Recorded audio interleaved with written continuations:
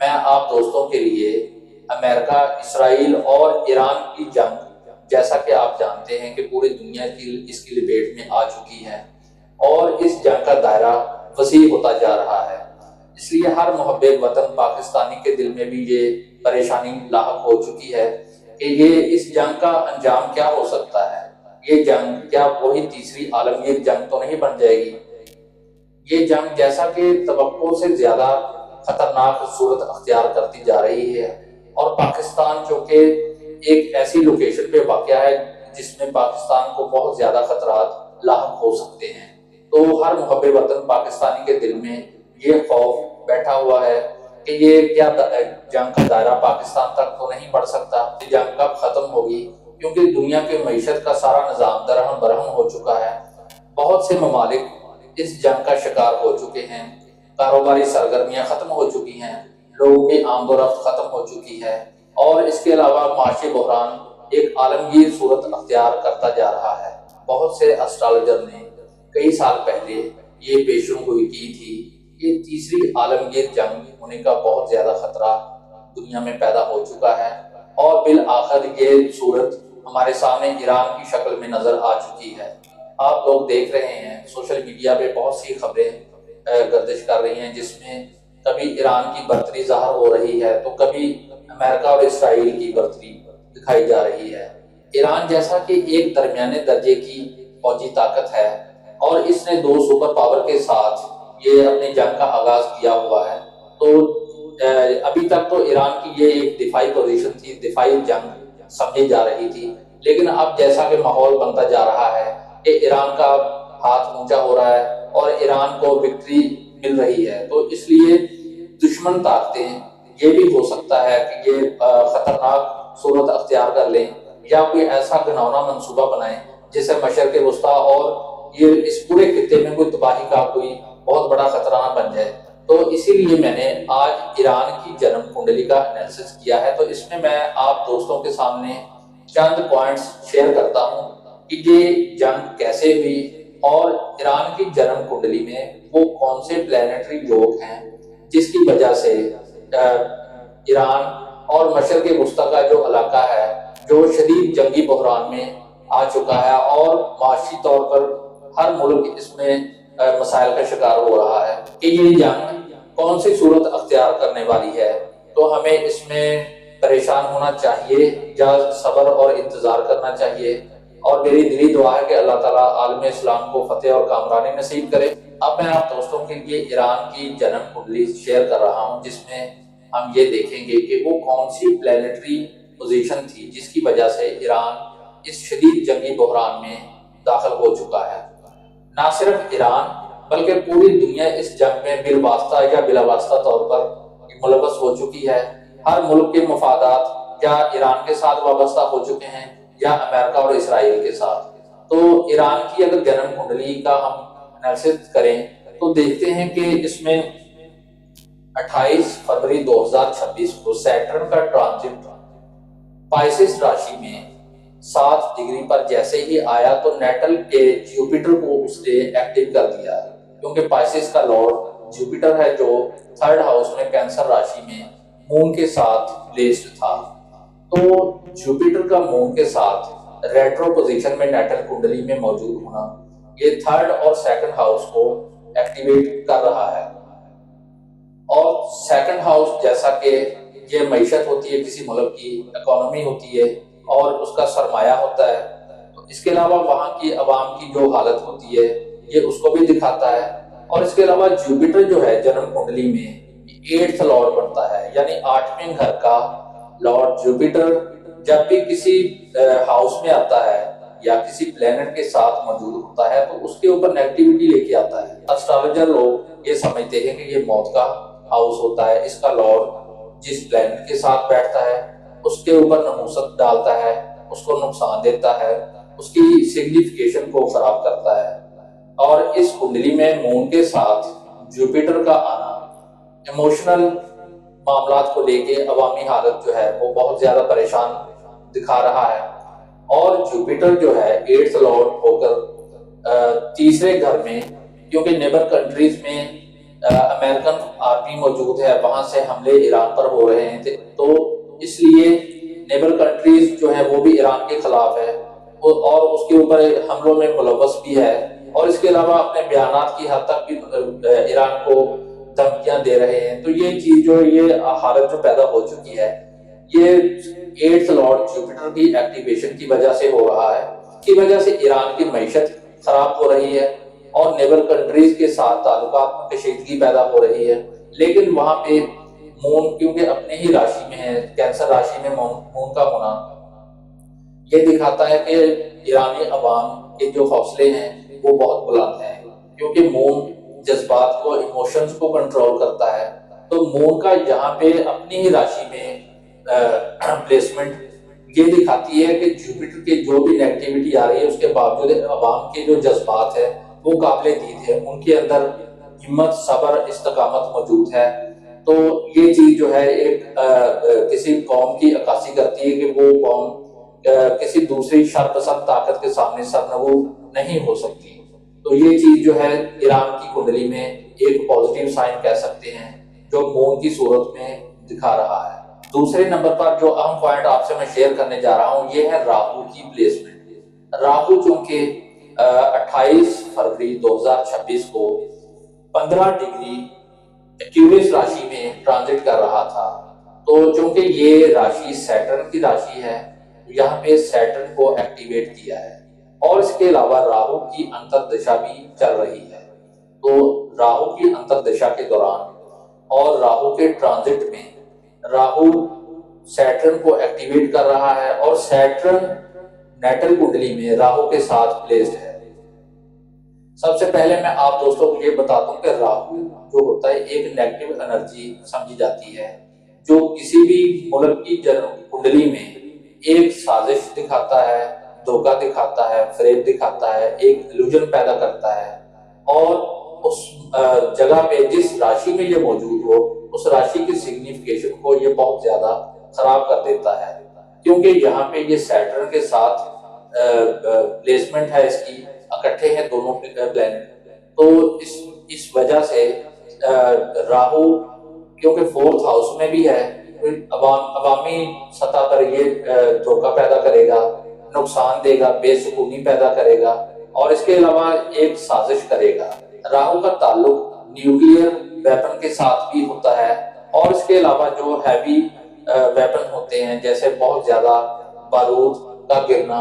کیونکہ 4th house میں Saturn اور راہو دونوں کیونکہ میلیفک پلینٹ ہیں، تو یہاں پہ یہ دکھاتا ہے کہ سیٹرن کی ایکٹیویشن کی وجہ سے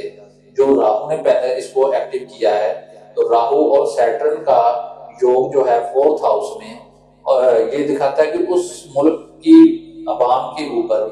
بہت زیادہ نقصان، خطرناک بمباری اور عوامی بے سکونی، بے چینی۔ 4th ہاؤس زمین کو بھی دکھاتا ہے، اس ملک کی زمین ہوتی ہے 4th ہاؤس، تو زمین پہ اسلحہ اور بارود کا بہت بے دریغ استعمال ہوگا، نقصانات بہت زیادہ ہوں گے، اور ان کی اتنی اعداد و شمار ہوں گے کہ یہ آپ برسوں کی جنگ میں بھی وہ پیدا نہیں ہوتے جو 1 مہینے کے دوران نقصانات پیدا ہو چکے ہیں۔ تو یہ پوزیشن جو ہے راہو اور سیٹرن کی وجہ سے بن رہی ہے، تو یہ 28 فروری کے بعد ایکٹیو ہو چکا تھا۔ اس وجہ سے ایران کی سرزمین پر بہت زیادہ بارود اور خون کا کھیل جو کھیلا جا رہا ہے یہ بہت زیادہ شدت اختیار کر سکتا ہے۔ 4th ہاؤس کسی ملک کا انفراسٹرکچر بھی ہوتا ہے، تو اس کو ڈیمیج برے طریقے سے آگ اور بارود کے ذریعے سے کیا جا رہا ہے۔ یہ راہو اور سیٹرن کی ہی پوزیشن دکھاتی ہے جو ٹرانزٹ کے راہو نے پیدا کی ہوئی ہے۔ راہو اور سیٹرن کے جو تو ایکٹیو ہو ہی چکے ہیں، لیکن سیٹرن چونکہ لیو راشی میں ہے، تو لیو راشی کا لارڈ سن جو ہے اس کی پلیسمنٹ 9th ہاؤس میں ہے، تو 9th ہاؤس میں سن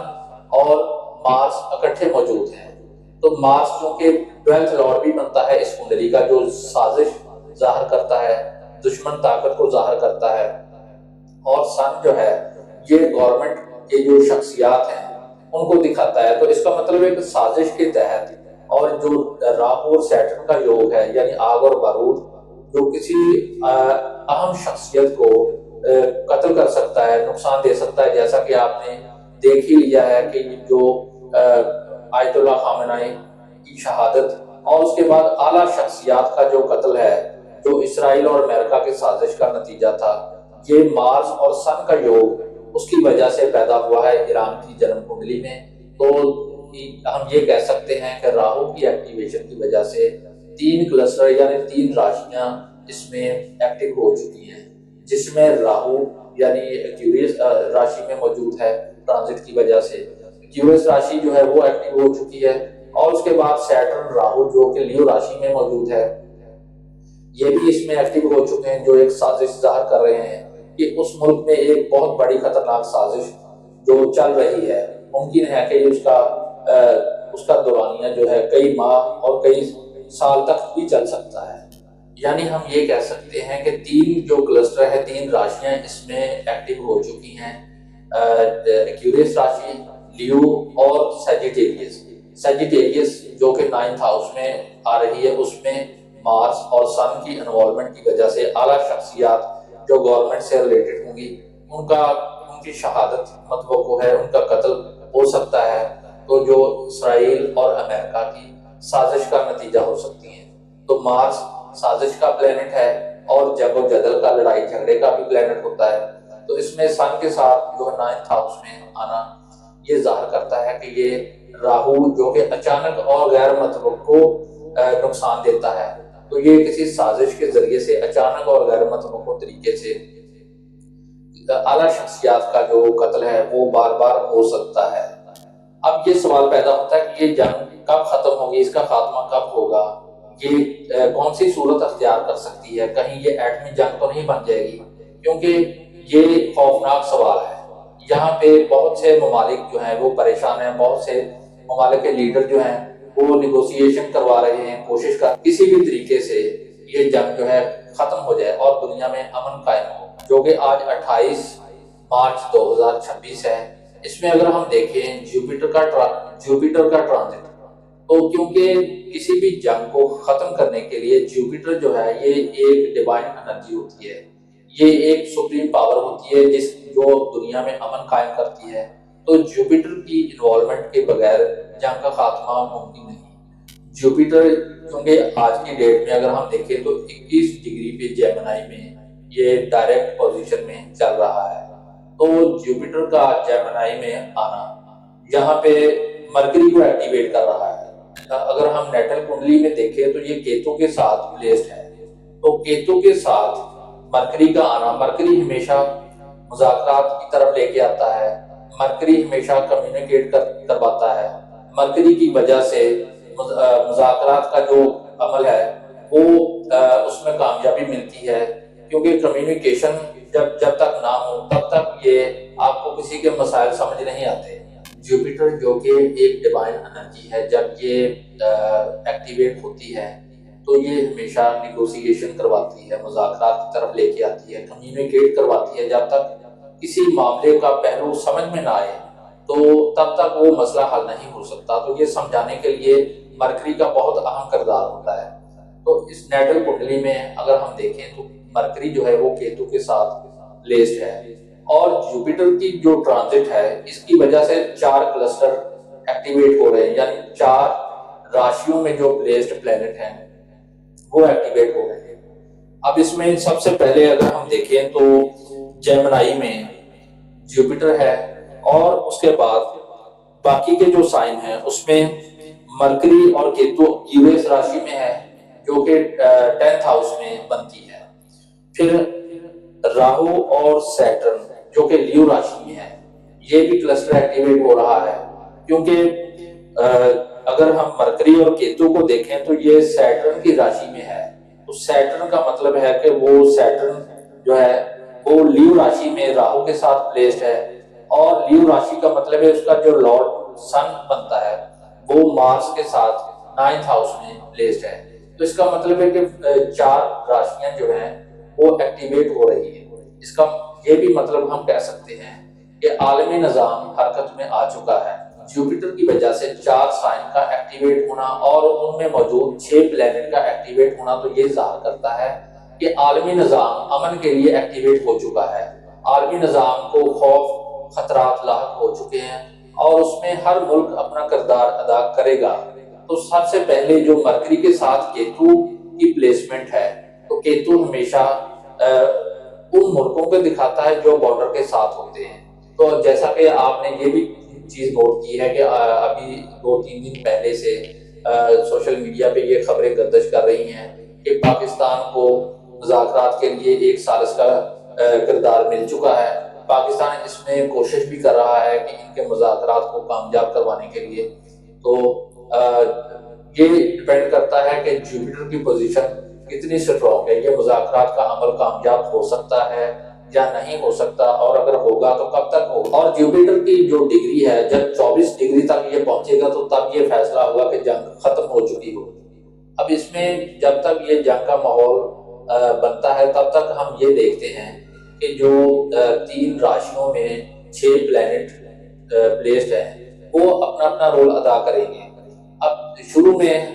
مرکری اور کیتو کا جو یوگ ہے وہ ایکٹیویٹ ہو رہا ہے، کیونکہ مرکری کا یوگ تب تک یہ ایکٹیویٹ رہے گا جب تک جوپیٹر اگلے سائن میں ٹرانزٹ نہیں کر جاتا۔ تو اس سال میں جوپیٹر جو ہے غالباً جون کے مہینے میں یہ کینسر راشی میں ٹرانزٹ کر دے گا، تو اس سے پہلے انشاءاللہ امید کر سکتے ہیں کہ جنگ کا خاتمہ ہو جائے گا۔ لیکن کب ہوگا یہ ایگزیکٹ میں آپ کو ابھی بتاتا ہوں۔ تو پہلے جو رستے کی جو مشکلات ہیں پہلے اس پہ ہم نظر ڈالتے ہیں کہ کیتو چونکہ وہ نیبر کنٹری کو دکھاتا ہے جو بارڈر شیئر کرتا ہے ایران کے ساتھ، تو یقیناً ایران کے ساتھ جو ہے سعودیہ بھی شیئر کر رہا ہے بارڈر، پاکستان بھی کرتا ہے، تو افغانستان بھی کرتا ہے۔ اس لیے ہم یہ کہہ سکتے ہیں کہ جو بارڈر شیئر کرنے والے ممالک ہیں وہ نیگوسیشن کروانے میں اہم کردار ادا کر سکتے ہیں۔ اس میں پاکستان کی انوالومنٹ ہو چکی ہے اور اس میں پاکستان جو ہے کلیدی کردار ادا کر رہا ہے۔ تو سب سے پہلا مرحلہ جو ہے یہ مذاکرات کے آغاز کا ہے۔ پھر ہم یہ دیکھتے ہیں مرکری جو ہے سیٹرن کی راشی میں پلیس ہے، تو اس کے بعد سیٹرن کی باری آتی ہے جو 4th ہاؤس میں راہو کے ساتھ یہ انوالو ہو چکا ہے، یعنی کہ سیٹرن اور راہو کا یوگ یہ بھی جوپیٹر کی وجہ سے ایکٹیویٹ ہو رہا ہے، کیونکہ راہو اور سیٹرن دونوں میلیفک پلینٹ ہیں، تو اس کی وجہ سے جو بھی مذاکرات ہوں گے اس میں ایک نیگیٹیوٹی کا ایلیمنٹ لازمی شامل ہوگا، کیونکہ اس میں راہو بھی شامل ہے۔ راہو ایک دھوکے باز پلینٹ سمجھا جاتا ہے، اگر مذاکرات ہوتے بھی ہیں تو اس میں دھوکے کا ایلیمنٹ سب سے نمایاں نظر آئے گا، یعنی وہ شرائط ان شرائط پر ایران کو مذاکرات کے لیے قائل کرنے کی کوشش ہوگی جو اس کی معیشت کو تباہ کر سکتے ہیں، جو اس کے فیوچر کو تباہ کر سکتے ہیں، اور اس کے لیے مسلسل یہ خطرات پیدا ہو سکتے ہیں۔ تیسرے مرحلے میں اگر ہم دیکھیں تو چونکہ سیٹرن جو ہے وہ لیو راشی میں ہے، یعنی سن کی راشی میں ہے، تو سن کا یوگ ایکٹیویٹ ہو رہا ہے۔ مارس کی پوزیشن جو ہے اگر وہ دیکھیں تو کیونکہ یہ کنڈلی میں 12th لارڈ بنتا ہے اور سن کے ساتھ پلیسڈ ہے، تو 9th ہاؤس میں مارس کا سن کے ساتھ جو یوگ بن رہا ہے یہ ظاہر کرتا ہے کہ بذریعہ طاقت یا خوف زدہ کر کے ایک نیوکلیئر ویپن کا خطرہ یا اس کی شومنٹ کروا کے ایران کو اپنے مقصد کے لیے مطالبات منوانے کا عمل شروع ہو سکتا ہے، یعنی ایران کو بذریعہ طاقت مجبور کیا جا سکتا ہے، جس میں بہت سے ممالک جو ہے وہ بھی اس میں شامل ہو سکتے ہیں۔ ایران کو دباؤ میں لا کر یا کسی بھی طریقے سے خوف زدہ کر کے، ویسے تو اگر ابھی تک ہم دیکھیں تو ایران کی جو عوام ہے اس میں خوف کا ایلیمنٹ بالکل بھی نظر نہیں آتا، لیکن کیونکہ نئی لیڈرشپ آ چکی ہے، نئی قیادت ہے، اور اس میں اس کے اوپر بہت زیادہ نیبر کنٹریز کا پریشر بھی موجود ہے، تو یہ پریشر بھی کام آ سکتا ہے، اور یہ بھی ممکن ہے کہ ایران کے اوپر بہت بڑی کوئی خوفناک دھمکی وہ کام کر جائے جس کی وجہ سے ایران مذاکرات کی ٹیبل پر آ سکتا ہے۔ تو ویسے جب تک مارس کی جو ٹرانزٹ ہے ایکیوریس راشی میں ہے، جو کہ چند دنوں تک امید ہے کہ 5-7 دنوں تک یہ وہاں سے نکل جائے گا اور اگلے سائن میں ٹرانزٹ کر جائے گا۔ ویسے تو اگر دیکھا جائے وہاں پہ سیٹرن پہلے سے موجود ہے، یعنی پائسس راشی میں، تو لیکن کم از کم یہ ہو سکتا ہے کہ جو نیٹل کا سیٹرن ہے اس کے ساتھ جو مارس کی موجودہ اسپیکٹ پڑ رہی تھی، جس کی وجہ سے جنگ کا ماحول میں بہت زیادہ شدت آ چکی تھی، اس میں کمی واقع ہو جائے گی۔ اور اس کے علاوہ جوپیٹر کی جب یہ 24 ڈگری پر پہنچے گا تو یہ 24 ڈگری پر پہنچنے کی صورت میں